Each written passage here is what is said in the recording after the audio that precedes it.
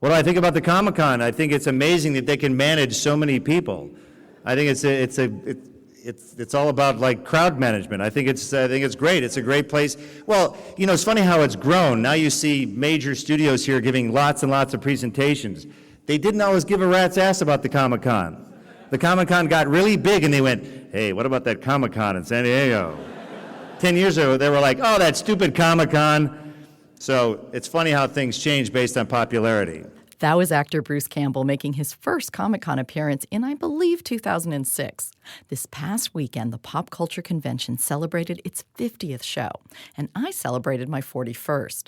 I'm going to take a look back at Comic-Con with some of the people who were there from the very beginning, as well as some of the celebrity guests and some newbies. KPBS On Demand is supported by the San Diego County Toyota dealers, offering a new 2025 lineup of vehicles at your local Toyota dealer, including a new Tacoma with turbocharged 4-cylinder engines and a hybrid powertrain option. The San Diego County Toyota dealers. We make it easy.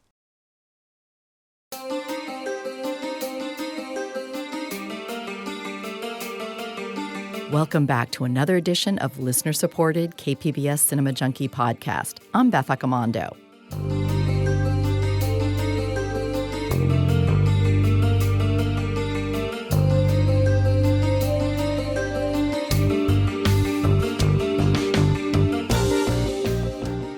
I've been going to Comic-Con since I was a teenager, and my parents would drop me off at the top of the steps at the San Diego Convention Center, although they now deny they ever did that, saying that would have been totally irresponsible. But as far as I can remember, that's how I used to get there. And I would go shop for movie posters, because it was movies that drew me to Comic-Con in the beginning. And then, while working for XCTV Channel 6 in the 90s, I started shooting a lot of footage at the show. In 2006, Quentin Tarantino sung his praise for the convention. Tell us how you like the Comic-Con. Oh, I love it, man. It's the bomb. I've been coming here for years. Bye! I unknowingly had met Tarantino just before Reservoir Dogs came out, when I was standing at my favorite poster seller's booth at Comic-Con. And this kid, I say kid because he seemed incredibly young to me, was geeking out over movie posters and spewing trivia about each poster as my friend turned the one-sheets in their plastic sleeves. When the kid left, my friend said, that guy just made a movie called Reservoir Dogs, and once it opens, people are going to go crazy over it. And they did. At that 2006 convention, I also got to interview director Guillermo del Toro, but I had to do the interview in a hallway right after his panel, and fans kept trying to hand him DVDs of their work. Why do you keep coming back to the Comic-Con? Because I love it. What do you like about it? Well, I like it as a fan. I want to buy a lot of stuff.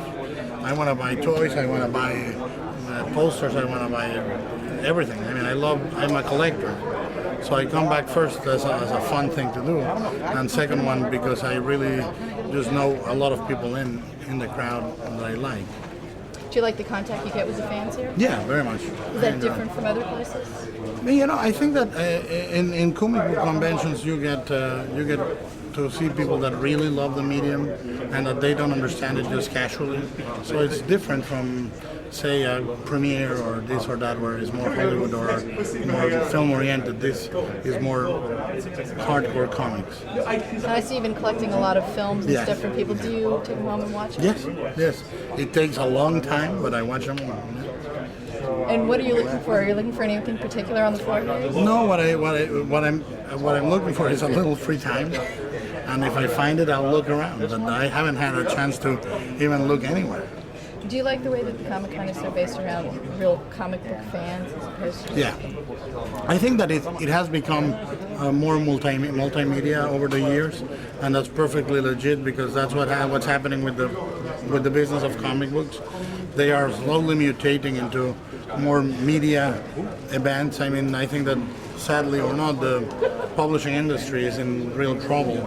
And one of the things putting fresh revenue into the industry is the films and is the TV deals and is the toys, and it's keeping an art form alive.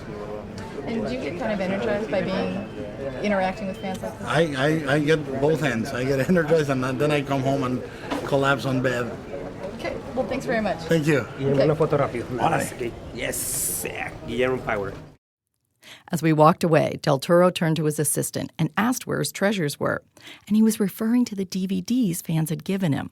Unlike some other celebrities that I saw throw away such items, Del Toro took great care with anything fans gave him.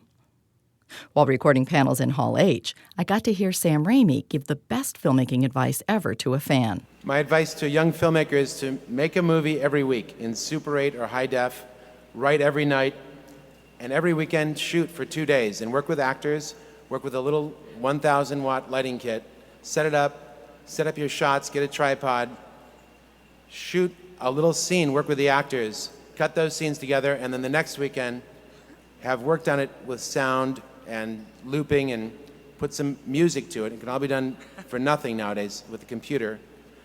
And get a response. And get a response from the audience and see where it's slow and where it doesn't work and where your ideas weren't being communicated properly. Learn from that experience sitting in with the crowd. And then go out and make another picture the next weekend. And just keep doing it.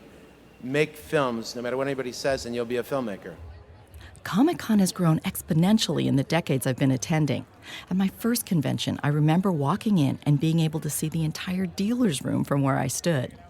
And while I miss the intimacy of those early years and am sad to miss panels because I can't devote hours to waiting in line, I never fail to have fun at each year's convention. That's because Comic-Con is whatever you make it. I had friends who devoted special ops-like skills and planning to guarantee being in Hall H for a particular panel, proving yet again that anyone without a cell phone is at a distinct tactical disadvantage at Comic-Con. But they had a great time. Another friend spent his entire time looking for art. Others devoted their time to cosplay, and some to just buying Comic-Con exclusives. But each of them had a great time because they knew what they wanted out of the convention. As the 50th show came to a close on Sunday, it felt once again like summer camp coming to an end and having to face school on Monday. The convention provides such a joy, even though I'm often working, going without sleep, and experience stress from hitting deadlines or dealing with issues of also running a booth. Although I don't mind being in line with fans who share the same passions as I do, work and running a booth often makes it impossible to carve out time to wait in line overnight for Hall H. I do miss the energy of Hall H and the way 6,500 people could gasp or roar with excitement over the appearance of a surprise celebrity or the release of special Comic-Con footage. It lifted us up. Thank you, guys. Thank you very much for that loving response to the trailer. You guys are the greatest. It's always been this way. The last 2 times we had Spider-Man material here, though. It's starting to spoil us, but it was uplifting for us. But nowadays, studios stream their panels live, and anything that happens is on social media almost immediately. So I feel I can still share in that Hall H experience. So I make a decision to spend my time going to smaller panels where I can just walk in during the panel before. I got to celebrate Choma's 45 years of truly independent filmmaking with a late-night panel on Saturday. And I got to see the first trailer for Lloyd Kaufman's adaptation of Shakespeare's The Tempest. It was called #Shakespeare's Shitstorm. I also went to a panel about special effects genius Ray Harryhausen. One of the people from the audience who came up to ask a question was a dancer who had developed a style of choreography that imitates the look of Harryhausen's iconic stop-motion animation. So, of course, he had to demonstrate. And that's one of those special Comic-Con memories that you can't find anywhere else. So I always enjoy these smaller panels that give you those special moments. One person with a ton of those special memories is Mark Evanier. He's one of an ever-shrinking group of people who've attended all 50 Comic-Cons. I'll be talking with him right after this short break.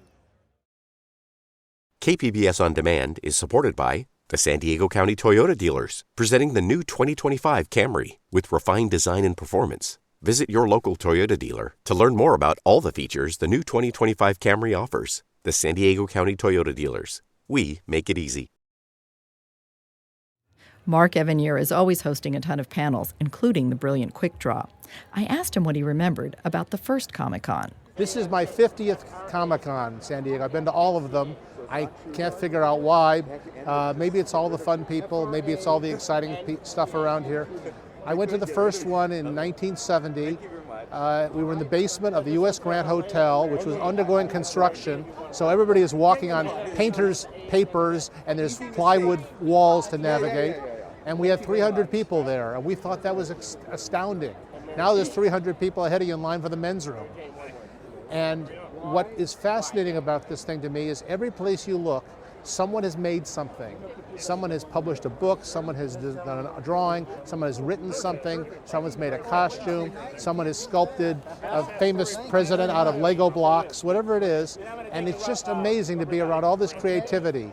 And that's the way it was at the very first one, and that's the way it still is. The convention gets bigger, it gets more commercial, it has more famous movie stars at it, but it's still about just a lot of creative, brilliant people getting together. And do you think the way Comic-Con has evolved has kind of paralleled the way the comics industry has changed? Yes, comic book. People complain sometimes there isn't enough about comics here. There isn't enough about comics in the DC Comics booth. Marvel does not consider themselves primarily a comic book publisher. They're a multimedia company. Comics have become multimedia, and this is a multimedia convention. But we never forget about comic books. I host a lot of panels here, mostly about comic books and comic book history.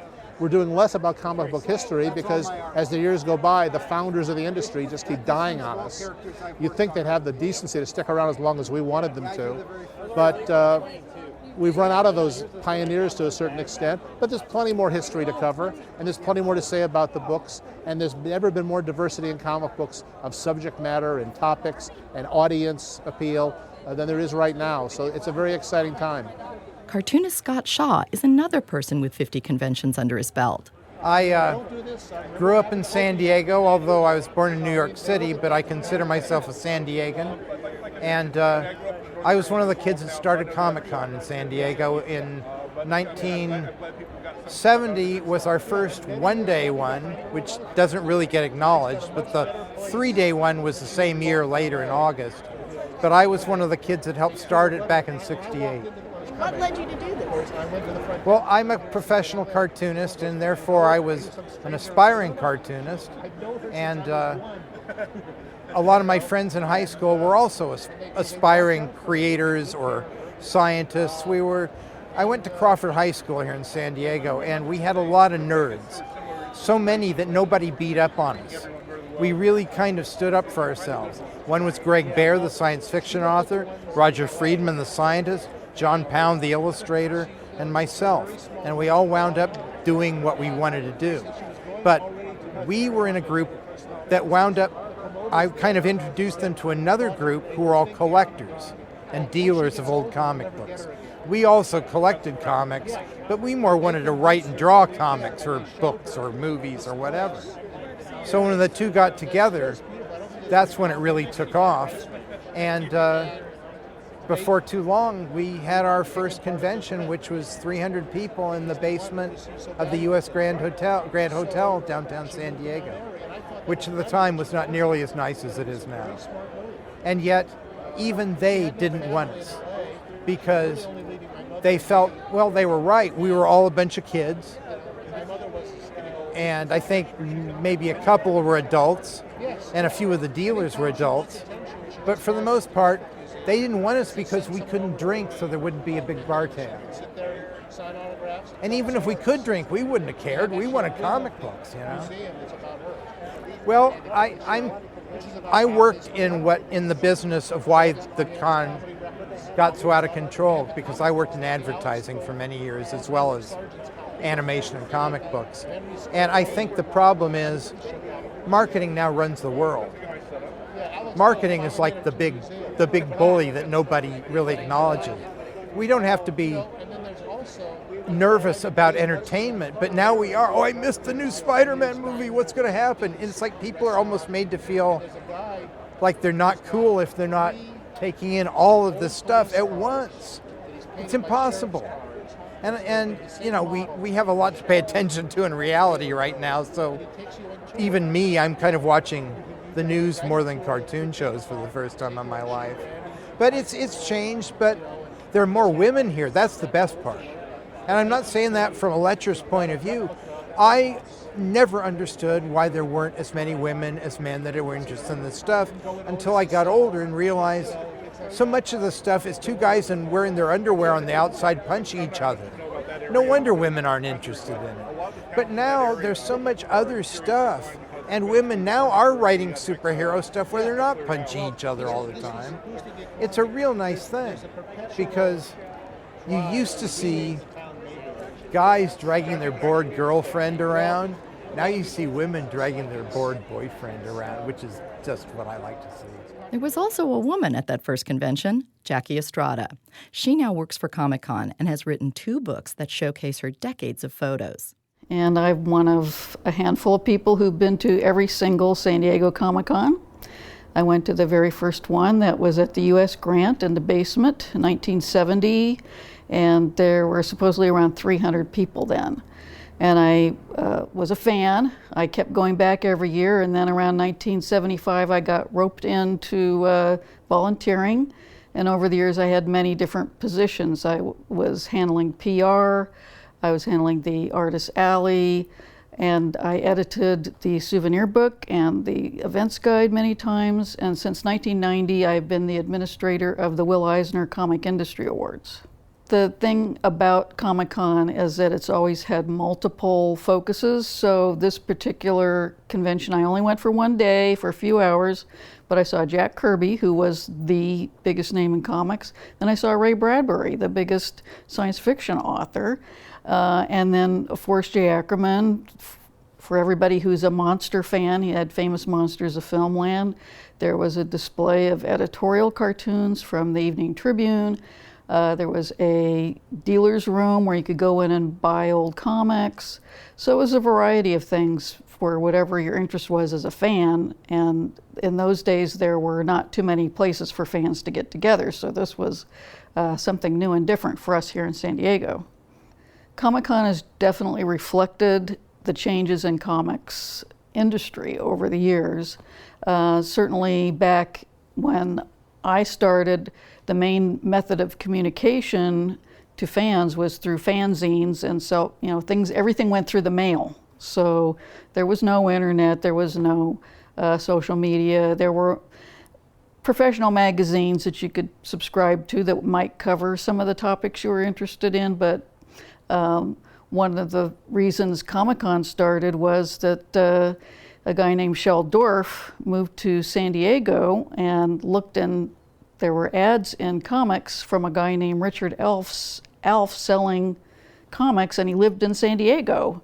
So those two met up with each other, and another fan group of guys who were all at the same high school, and they all said, wow, how can we make this something where we can involve more people? And Shel said, well, I was involved in putting on a comic convention in Detroit. Why don't we do that? And so at that time, that was what fandom and comics were like. There had been other conventions in New York and other places, but the model was the science fiction conventions, which went back to 1939. So the same types of things that happen at science fiction conventions would happen at comic conventions, where you'd have a masquerade contest and a dealer's room and show movies and that sort of thing. But then when you got into the 80s and you had comic book stores, then you had the direct market for comics, and that affected the kinds of dealers and things that came. And the appealing thing about San Diego was that once the cartoonists and writers and artists from the East Coast came to San Diego in the summer, they said, oh, I got to go back and tell my friends, because they're going to want to be here away from the heat and humidity everywhere and hang out with each other around a pool at the El Cortez Hotel in downtown San Diego for a week, So that helped bring a lot of the comics industry to the show. The other elements that happened were comic strips, Charles Schultz and Russell Myers and Milton Caniff, all the major cartoonists that were in your newspaper were at the show. And along with Ray Bradbury, you had Robert Heinlein and Theodore Sturgeon and major science fiction authors. So you really had something to appeal to everybody. And I think that's still true today, that Comic-Con is an event with multiple, it's like a big top with a whole bunch of different shows going on in it. And what's exciting is that people will come for one thing. Maybe they're a Star Wars fan, maybe they're an anime person, maybe they want to collect toys, but once they're there and they see the other stuff, then they say, well, that's cool too. And so the interests cross each other. So comic book people, photographs from the 1970s and 1980s, how this came about was I was a photographer back in that era. I did my own developing, did my own printing, and I took hundreds of pictures every year, starting in about 1978 at the convention. But just looking at the cover, some of the people that are on here, you have Matt Groening before The Simpsons. You have Will Eisner, who I happen to be the administrator of the Will Eisner Comic Industry Awards, which are the Oscars of comics. Sergio Aragonis from Mad Magazine, Bill Mumy from Lost in Space and Twilight Zone, underground cartoonists, Osamu Tezuka, the great Japanese anime and manga creator, Alan Moore, who created Watchmen, Jack Kirby, Stan Lee, Harvey Pekar, Mobius from France, Harvey Kurtzman, Trina Robbins, Art Spiegelman from Mouse. I mean, it was a who's who of people from comics, science fiction, animation, the whole spectrum of what Comic-Con has always covered and been a blanket for. And what I think is different about this book is that the photographs are more candid. I come from a street photography background, and so I've tried to get more interesting shots of people than just, a headshot type thing. But here's a good example of a bunch of underground artists with Harvey Kurtzman just clowning around. And we have Bob Kane drawing Batman, which you didn't see too often in those days because he usually had other people draw Batman. I think a lot of people have told me this captures what it was really like to be at Comic-Con during the earliest decades. Wow, Alan Moore, I didn't think he even came out. He came 1 year, and apparently he had such a disastrous experience. There's apparently a urban legend or whatever that he was trying to use the bathroom and a fan came in and was pestering him wanting an autograph, and he says, I don't need this. New, for sure. That one's been a really good seller recently. Everywhere you turn, you find artists and creators, people who have drawn something, made a prop, created clothing or jewelry, produced a comic. Everywhere you look, whether it's the creativity of a big Hollywood production or a young artist, there's something original on display. So I just want to salute all the artists who have booths in Artist Alley or Small Press or the exhibitor tables that are creating work for us to enjoy. I was thrilled to find Lenny Romero, who does these photorealistic pencil drawings of movie monsters like Godzilla. He had his first Artist Alley table at Comic-Con this year. I specialize in pencil and realism for my art. I've been freelance artisting. How do we want to say that? I've been a freelance artist since 2015. So I'm almost about to my 4th year of selling. As you can see, some of my favorite subjects to draw are Godzilla and kaiju and such like that. I love delving into the tokusatsu genre. I'm very versatile. Right now, all I've been doing is a lot of the pencil and pen work, but I like to get more of the paintings done. That's one of my favorite things to do now. We were just talking with you that one of my favorite Comic-Con memories is back in 2013 when they had the Godzilla encounter down the street. That was incredible. That was the year where oh my God, we got an American Godzilla coming again. He's coming back. If you're at Comic-Con, this is the first time you get to see him. And I remember just going into the big room and they're showing us all the memorabilia of Godzilla on the walls, and the alarm starts going off. They're like, no, you gotta get to the elevator. You go up there and you're sitting in that dark room just waiting. And then out of the corner, you just see the step, you can feel the steps, and out of the corner, you see Godzilla coming in. And my heart just dropped. I was like, oh my God. That was one of my favorite experiences. Right now, I'm experiencing one of my next favorite experiences. This is my first San Diego Comic-Con, debuting as an artist. I'm usually as an attendee every year. I've been coming since 2013. I came a couple times in the 90s when I was a child, but for the most part, this is my first ever debut as an artist. I hope I'm a good enough artist to, be accepted here. so far so good. It's been a great con. I love it. Everyone's nice. Everyone's good. I've gone over to the Toho booth, which is like one of my favorite parts of this convention so far. I'm living the Comic-Con artist alley life. This is what I do. I travel, go to different shows, and I sell my art because it's what I love to do, and it's what I love to show everyone.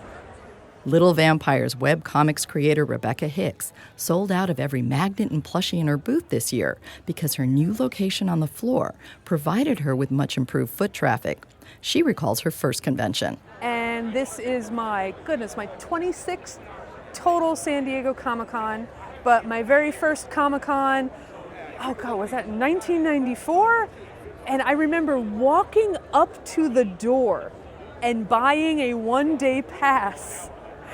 And then just over the years, it was like, oh, now we can buy our pass for next year at this year's show. And then, oh no, it got even bigger still. And now we got to buy them online. It was just, oh my God, watching it go from, it was a big show the first year we attended, and then to watch it grow has been amazing. But 13 years ago, we were like, oh my gosh, we need some place to be able to sit and eat lunch. The show floor is so crowded. So I wrote a book and got a small press table, and I have now been an independent writer and illustrator for 13 years because I just wanted a spot to be able to eat lunch at San Diego Comic-Con. So that's my story. I'm sticking to it. One thing that hasn't changed is just the level of joy and excitement. That has not changed.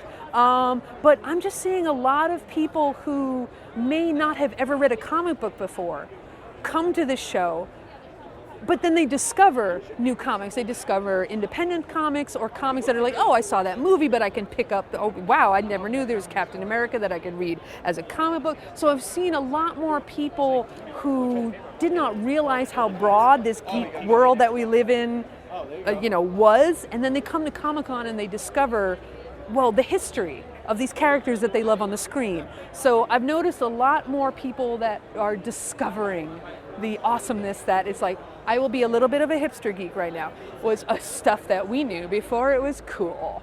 Noticing a lot more cosplayers.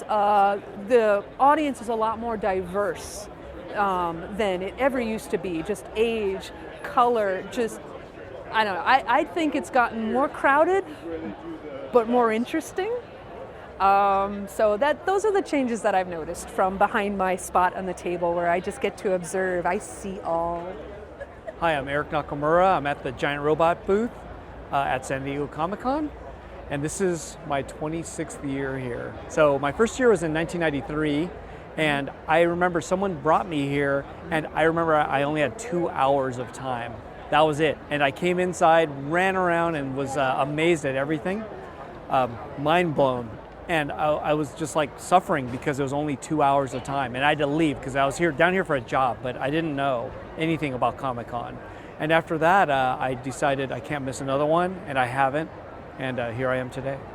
So running a booth, I started off with a small table, just with very little things, and then it just kind of grew little by little. And I would like to say that I grew with Comic-Con, which is kind of amazing, right?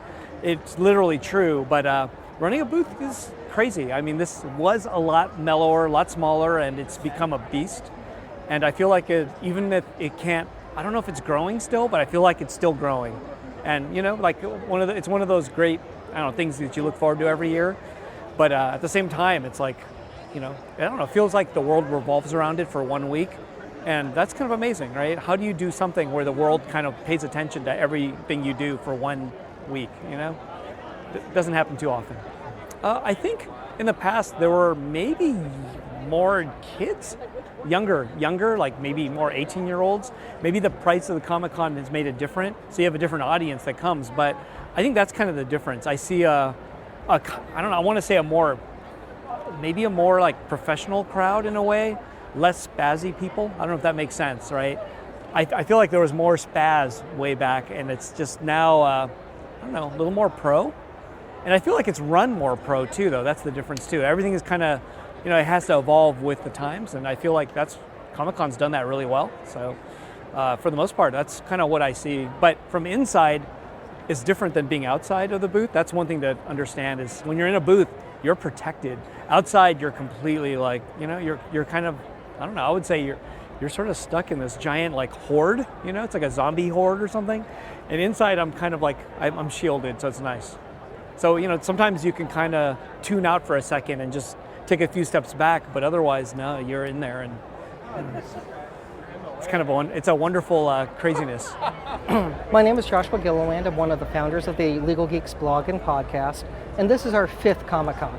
Our first one was 2015, and we've been able to talk about Star Wars in the law, Star Trek in the law, Marvel movies in the law, and one of the most memorable experiences was at our first one, where we had Tatooine law, talking about Star Wars law, and we had a federal judge with us, and there was a youth in the audience who probably was 7, and he asked a complex question on whether droid manufacturers could have the same level of liability as, say, a gun manufacturer or a tobacco company.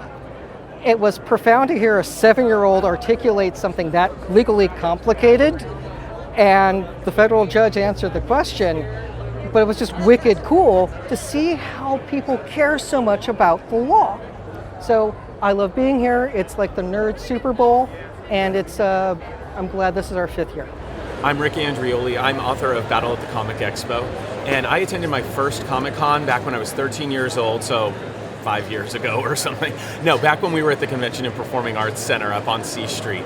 And it was an amazing time then. It was a whole world that I had never experienced before in my life. This world where people loved fan culture and they lifted it up and they lifted each other up. And it changed my whole world. It changed my whole outlook on life. It helped me decide where I wanted to go as a writer in life, and I loved it. Now, it was a heck of a lot smaller back then, right? And now you look around, and what impresses me so much is how this has become such a family event. Both found family, people who have come to see each other once a year and they consider each other real tight-knit family, but also seeing parents come with their little kids, everybody cosplaying together, and just the joy that it's bringing to the world. It's pretty massive and still holds a place in my heart. It's great. I always think like, when things are crazy in my real world, I know that I come to Comic-Con, and even though this looks insane, it really grounds me and brings me back to, what I love about life. I'm signing here at the Prism Comics booth, and Prism Comics is an amazing organization that helps LGBTQ plus creators, comic book creators and fans find their tribe and get their work out to the public. They're a nonprofit and they help a lot of people. And what's so great, has always been great about Comic-Con, is that Comic-Con's been a huge supporter of queer audiences. They've had the Gays in Comics panel for years and years and years. It was one of the first organizations to ever have panels that specifically focused on queer creators, queer characters, and getting queer voices out into the world. So it's just so exciting. I remember when I first saw them at Comic-Con, and I was like, wait, I know what the rainbow flag is. And I got really excited as a little queer kid. And then now to be here and signing at their booth is really kind of like a dream come true for me. I love it. Jennifer Mosquez is responsible for creating the first zombie walk in San Diego and then holding them for many years in a row as an unofficial part of Comic-Con. She held her last zombie walk this past weekend. She told me about what Comic-Con means to her. Started coming to Comic-Con as a kid, and it's, you see it go from really small, and it's more comic-based and, artists, writers, creative, and you see it grow and evolve into all this, and it's just like you see how things have changed and getting to see even how it changes with comics and its influence comics. And I think my favorite thing is getting to know people over the years, and I refer to this as nerd summer camp, because I get to see my friends, the people that I get to see once, maybe twice a year if they go to WonderCon too, but like once a year, and we all get together and share our memories and catch up really quick, and you get to run through the aisles and be like, hey, how's it going? Hey, how's it going? Hey, I'll get back at you later. And it's like, it feels like going to summer camp every year, and you get to see all your friends that, from all different walks of life, and people travel from all over, and you get to see all the artists and writers and creators, and everybody's just here because they love it. Like, they love the creativity that's involved in everything that's here and showcased. And I think that's my favorite memory every year, is just getting to, add to that group of people, oh, hey, how's it going? And making friends in line. And, everyone just comes together, and it's just like everybody's here for the same reason. We love art, we love writing, we love comics, we love media, like pop culture, and it's just like so cool to find your people and be like, validate your nerdiness. And it's just so cool to like have that bond with people every year. And I have so many specific like cool memories, but that's the one that stays with me, is that feeling that you get when you get here and you see everybody and you run into people that maybe you haven't seen in 3 or 4 years because they haven't been able to come here, and just, hey, how's it going? And everything's right with the world. Yeah, that's my favorite memory every year. Hi, my name's Angelica Millick, and I've been coming to Comic-Con since 2003, and I've gone to every single one since then. I've grown up going to Comic-Con. I was 13, I'm 30 now, so it really took me through my adolescence. And what I love about Comic-Con is that it's a place where you can just be yourself and let your freak flag fly. And, you know, I'm kind of plain clothes today, but I come in cosplay sometimes, and it really was a way for me to experiment with expressing myself, from just my fashion style to even my gender, and just like being able to be like your full weird self, and everyone loves it and accepts it and wants to see pictures of you. It just makes you feel really awesome, and it just feels so good to be here and part of that accepting community. One of the highlights for me at the convention this year was Godzilla's appearance at the Toho booth in the shape of the suit used to bring Godzilla 2000 to life. Fans like Mark Anthony Gaudio were giddy with excitement. There's like a lot of like cool things all around me. I'm really distracted right now. So what's catching your eye? Oh, the screen used props. That's amazing. There's a lot of Godzilla history, all like Showa, Heisei, all the way up to the new stuff, even Shin Godzilla, and some of the Western stuff here as well too. And that's really cool. Like all this history just in one place. It's amazing. I'm not in Japan. I'm here in Comic-Con just seeing all this. It's great. I just got here right now, and there's only like 5 minutes left, and I wish I could stay here longer. I'm probably going to come back. Yeah, I'm going to come back tomorrow and just try to like just really sink into the details of all this stuff, because it's great. I mean, when can you see all this history on display in one place? Except some parts of Japan and in Comic-Con, so it's great. Sorry, I'm rambling, but it's just there's a lot of good stuff here. Did you see the suit? Oh, I did not see it. It's on the other side? Yeah. Is it on the other side? It's the Godzilla 2000 suit. Oh my gosh, that's great. It has a zipper. It does, and in the back, they hide it really well. I mean, I guess they're taking it's a picture opportunity with the suit. Let's get closer to him. Closer to Godzilla. Perfect. Back towards the green screen. Step back towards the green screen.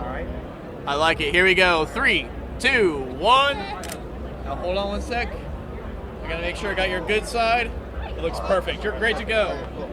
I wish you could put it on, but I guess I've heard it's really heavy. And you probably have to be about 5 feet tall. Yeah, that's true. That's weird that I'm a little too tall to be Godzilla. But this is great, and to see all the things, all the friends of Godzilla or the foes of Godzilla on display, and people can read the history, and it's exposing a lot more people to Godzilla in general. It's great. It's great to be a Godzilla fan right now. I'll just say that. And Godzilla was impressing a whole new generation of kids, like 7-year-old Lucas Robles. He's my favorite monster, and he was the king monster, and he destroys buildings. And he's the king of the monsters. That's why I like him. I like these minifigures, and they kind of like all the Godzilla and all Godzilla's friends. And you name them all? Yes. That Mechagodzilla, that robot one is named Mechagodzilla, and the three-headed dragon, King Ghidorah, Mothra, the larva, and the other larva, and Rodan. And 11-year-old Angel Coloco was debating which background to get on his animated photo with Godzilla. I can change your background. So what kind of background? So we have Rodan, Mothra, Okay. King Ghidorah, and San Diego. I would take King Ghidorah. All right, perfect. So why are you here getting your photograph taken? Well, because Godzilla's my favorite, most all-time favorite character in the whole wide world. With his enemies, and sometimes his enemies get to be his allies. Exhibitors, Please discontinue all sales. The exhibit hall is now closed. As the 50th show came to an end, I spoke with Chris Mowry, writer of the Godzilla Rulers of the Earth IDW comic. He was working with the Toho booth and overseeing Godzilla's 65th birthday celebration on the floor. The response from people has been fantastic, as we expected it would be. Godzilla's here for the first time, Toho's here for the first time. We've got the photo activation with the actual suit from Godzilla 2000. People love that. Some really incredible props that I was really surprised that we were able to get from the studio. People have been lining up to look at those, and some people ask if they're real, if they're fake, and they're all real. Just fan reaction has been overwhelmingly positive. It's really interesting to see Godzilla, 65-year-old character, having such an impact on so many different generations, and even there's kids that have never seen a movie, but they just love the way the character looks. We're seeing a lot of families, which is great. Explain how this is Toho's first time here at Comic-Con. We've just never felt the need to do like a booth or anything. Obviously, Godzilla does shows. I don't think the brand has ever really had a show. There's been traveling, what they call road shows, traveling exhibitions around the world, showing like props like we're doing. Unfortunately, we couldn't get all the suits that are available. I would have loved to have just a booth just filled with all the suits. But we do have one. We have some other really cool props. But I think it's just a matter of the timing was right. 65 years, King of the Monsters just came out. That did well. So it's Godzilla's there's some good buzz around it right now. So the timing was just perfect. So talk about how you come from having written the comic, Godzilla's Ruler of the Earth. So talk a little bit about that and how you kind of see the character. So I wrote the series Godzilla Rulers of Earth for IDW Publishing, and the fun thing about that is we were able to use all the different monsters in the Toho universe, and because of that, you get to see and get to kind of work with a lot of the different alliances, and Godzilla has tons of enemies. He's got a couple friends probably. There's a couple friends out there, but most of its interactions are with enemy characters. So it was fun to write Godzilla in a way that was kind of part Earth protector, part just fierce animal, part fierce like a fighter, fighting for his fellow monster, if you will. But just seeing it was rewarding for me to see the character and having Toho at the time, before I worked for them, they were telling me what to do, having them give their guidance and kind of like really a lot of encouragement. Like, please, we obviously know that you know the characters, so have fun with it, and just trying to treat them like any other like big superhero comic book character, except he can't talk and he doesn't wear a cape. And he's a hero. He's also a villain. He's just, I guess, catch him in the right mood, and that's when you find out who Godzilla really is. What do you think's the key to his appeal for 65 years? I used to think it was, the overwhelming thought from people of, I really want to destroy. I'm so angry I could destroy a city right now. I want to be like Godzilla. He's everything that, it's the all-encompassing. But I think more and more, it's just fun. It's just a fun character. Like the movies, growing up, like the Showa era movies, all the kind of wackiness that went on with those. People love that. Then the serious stuff is more of like whoa, that's cool, It's just, there's a lot that appeals to just a lot of different people. And Godzilla came around when there was nothing like it, spawned all kinds of imposters, and it's still the true king of the monsters. And we'll find out next year with Godzilla vs. Kong, but yeah, we'll see. And when did you first get introduced to Godzilla? 5 years old. First movie was Godzilla vs. Gigan from 1972. I was born in 73 though, so let's not make me so old. No, I'm kidding. I just saw it, and there was Godzilla and Anguirus, his little four-legged spiky friend. Gigan, the cyborg monster with like hooks on his hands and a buzzsaw on his belly. And then King Ghidorah, this golden dragon with 3 heads. And I was just blown away. Like I saw it like on a Saturday, like local station, afternoon movie. And was just, what is this? And I love dinosaurs. Growing up, I always loved dinosaurs. And it was just like, these are big dinosaurs. And then the more I started watching these movies, it was like, well, no, these are more than just dinosaurs. These are really cool dinosaurs. And they actually talked in that movie. So I think part of me was just like really confused. I'm like, oh, they talk to each other. That's wild, you know. But that was the only movie they talk in. They've never done it since, and they never will again. The exhibit hall is now closed. So ends another Comic-Con. It's so sad when one comes to an end. It's the only place where I can feel at home and meet with other people who share a similar passion for pop culture. I'll have a special episode of Cinema Junkie coming up next week on Tuesday, July 30th for National Whistleblower Day. I'll be interviewing director Gavin Hood about his new film, Official Secrets, that opens next month. The film is based on the true story of Catherine Gunn, a British intelligence specialist who leaked a memo when she felt her government was doing something illegal. So till our next Film Fix, I'm Beth Accomando, your resident cinema junkie. KPBS On Demand is supported by Marrokal Design and Remodeling, helping homeowners with their home remodeling needs. From ADUs to kitchen remodels, room additions, and custom homes, Marrokal Design and Remodeling can help homeowners design and build their dream homes. More at trustyourhometous.com.